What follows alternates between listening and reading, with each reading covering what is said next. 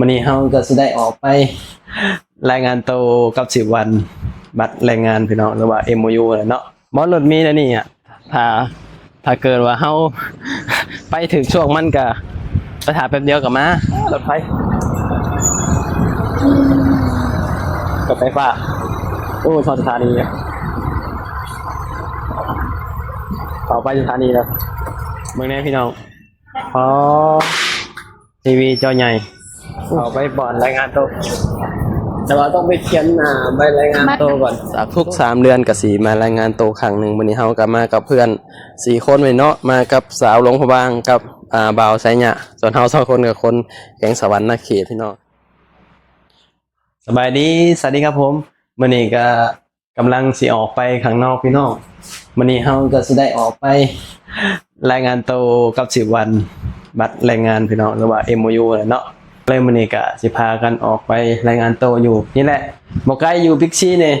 นี่แน่แต่ว่าบ่อนรายงานตัวนี่มันบ่ไกลเนาะเวลาเฮาเดินทางนี่ก็นั่งรถมี8 บาทแป๊บเดียวก็ฮอดสินะถ้าเกิดว่ามันอยู่ใกล้ก็แบบ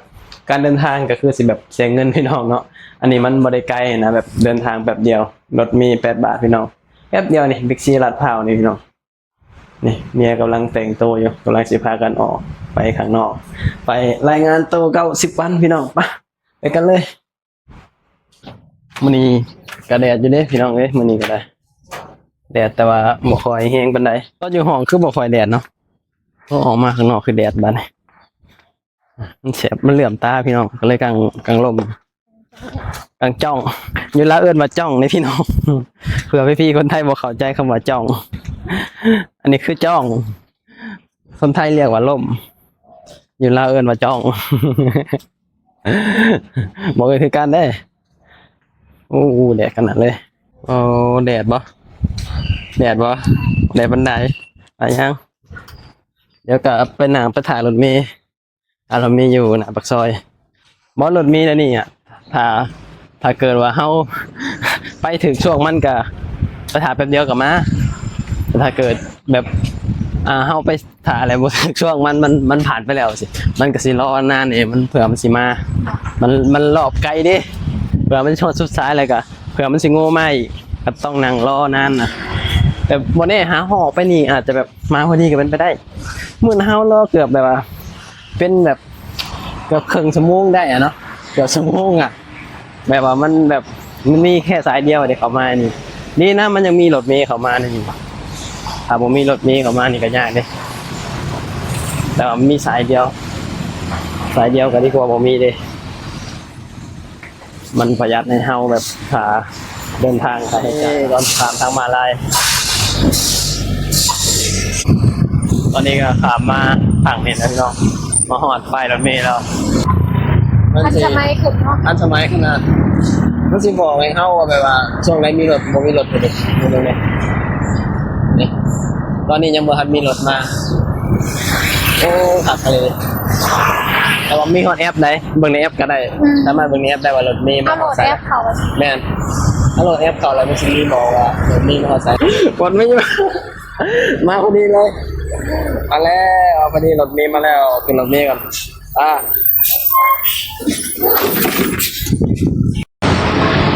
ขอบบิ๊กซีแล้วนี่บิ๊กซีลาดพร้าวเอาจะเข้าไปทางในบิ๊กซีแล้วก็สิขึ้นไปสั่นหาโอ้พี่น้องข้างบนตม.รายงานตัวอยู่ข้างบน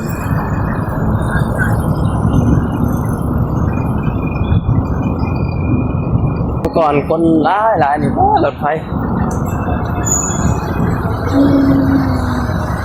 กับไฟฟ้าโอ้ชอสถานีต่อไปสถานีแล้ว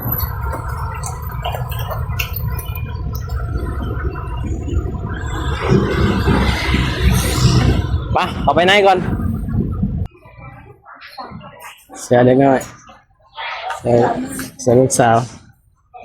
เสียลาพิงวะ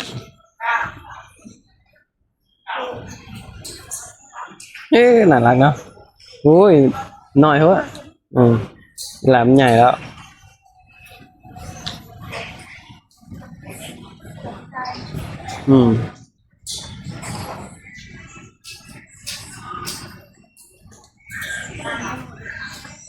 ป่ะทองเงินโอ้ยอยากได้ทองดิเมื่อนี้พี่น้องอ๋อทีวีจอใหญ่โอ้ก็มักใหญ่6,000 บาทนี่ต้นนี้ฮะต้นนี้จาก9,990เหลือ4,000อ๋อมาเห็นเท่าพอเลยเนาะก็มักใหญ่นี่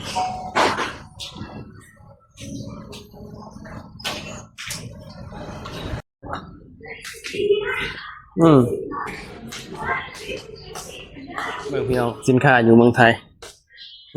ซื้อ1 แถม 1มันนี่โอ้สั้นนะนี่อ๋อซื้อ1 แถม 1ซื้อ1 แถม 1บ่อยกะอยู่บ้านเฮาบ่มีแล้วนี่เนาะซื้อ1 แถม 1ที่บ้านห้ามวะ อยู่บ้านเฮาก็จะมาซื้อก็จะก็สิเนาะพวกแม่ค้าอยู่บ้านน่ะเนาะเท่าที่เราเคยเห็นได้ถ้าบ่ฮู้ว่าเป็นกันทุกคนบ่พี่น้องขึ้นมาสั่นหาเนาะบ่อนที่รายงานตัวอยู่ที่สั่นหาขึ้นสั่นหาพูดบันไดอีกชั้นนึงก็ฮอดบ่อนรายงานตัวบ้าน จะเห็นยังน้อยเห็นแล้ว คนสิหลายจักมื้อนี้และก็รู้สึกว่า มาสายรอเพื่อนเลย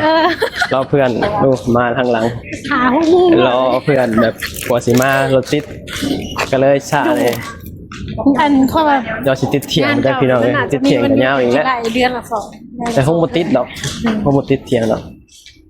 เอาไปบ่อนรายงานตัวแต่ว่าต้องไปเขียนใบรายงานตัวก่อน ชื่ออันก่อน เขียนข้างหน้า ชื่อฟูคิวก่อน สำหรับคนที่รายงานตัวครั้งแรกเนี่ยเขียนก่อน น้องบัตรก่อนมี ก็ สำหรับ คนไลน์ไปจ้ะ เฮ้ย ทุกอย่างที่กรอกเอกสารแล้วปะเอากันไปรายงานตัวเนาะได้ที่มาครั้งแรกก็ต้องกรอกเอกสาร ฮะ แบบรายงานตัวครั้งต่อไปก็มันจะมีใบนัด ต้องนั่ง มา เหรอ แม่รายงานตัวครั้งต่อไปจะมีใบนัดครั้งแรกก็สิกรอกเอกสารแต่ว่าเอกสารเขากรอกเองก็ได้แต่ว่ามันจะใส่เวลาเนี่ยก็เลยให้จ้างก็จะกรอก20 บาทเนาะบัดนี้เอาไปรายงานตัวก่อนบัด เอา2 คนดู รอเพื่อนกันเนาะ2 คนน่ะบ่เคยมาอยู่ไทยครั้งแรก ครั้งแรกครั้งลาว มาอยู่ไทยครั้งแรกแล้วก็ทำเมมูยูแล้วก็มารายงานตัวครั้งแรกมาอยู่ไทยครั้งแรกเดี๋ยวเราเข้าไปข้างในก่อนพี่น้องมารายงานตัวก่อนเนาะสุดท้ายไม่ได้เด้อเพราะว่ามันเป็นสถานที่เจ้าหน้าที่เพิ่นเนาะเราก็สิได้ปิดคลิปแล้วออกมาสุดท้ายเบิ่งอีกที่นึงอันนี้เราก็ อาจจะเป็นแบบ รายงานตัว อาจจะเป็นเพราะห้ามบ่ได้ศึกษาร ายงานตัวเป็นที่เรียบร้อยไหมเฮาออกไปทำบุญต่อไปวัดยังก็ วัดบึ้งบอก วัดบึงทองหลวงบึงทองหลางวันนี้เฮาก็สิไปทำบุญอยู่วัดบึงหลังจากที่เฮารายงานตัวเป็นที่เรียบร้อยพี่น้องนี่จากทุก3 เดือนก็สิมารายงานตัวครั้งนึงวันนี้เฮาก็มากับเพื่อน4 คนไว้เนาะมากับสาวหลวงพระบางกับบ่าวไสหยะส่วนเฮา2 คนกับคนแก๊งสวรรค์นาเขตพี่น้องเฮาคุยกันว่าอยากไปทำบุญแบบนี้นะก็เลยว่าโอเครายงานตัวแล้วซุมเฮาก็สิพากันไปวัดทำบุญพี่น้องเนาะคลิปนี้ก็บ่มีหยังหลายเนาะขอบคุณพี่ป้านะหลายเด้อที่เขามาติดตามรับชมที่เขามาให้กำลังใจเฮา2 คนเนาะเฮาก็สิได้ปิดคลิปเพียงเท่านี้ฝากพี่น้องกดติดตามหน่อยเด้อเอาไว้พอกันคลิปหน้าคลิปนี้ก็ไปแล้วสบายดีสวัสดีครับผม